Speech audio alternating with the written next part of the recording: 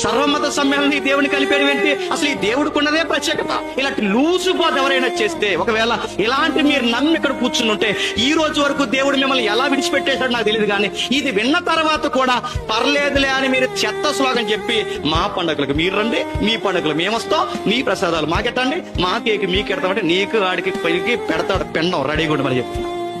ఏమైంది అని అడుగుతున్నాను. నేను అడుగుతాను, అయ్యో మనం తినకపోతే, వాళ్ళు పెట్టి మనం తినకపోతే వాళ్ళు మారరాయి అంటే, పెట్టినవి తినేసి మార్చేసిన రికార్డు ఒకటి జీవించావు. వాడు మార్చడం కాదు, నువ్వు మారిపోతున్నావు, నీ కళ్ళు కనబడుతున్నాయి లేదు.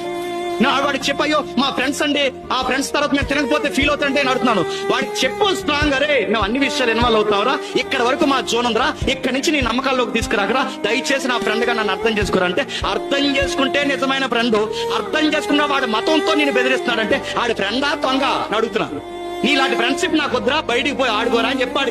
నువ్వు చెప్పను నీకు, ఎందుకంటే నీకు ముందు నీకే తినేదనిపిస్తుంది.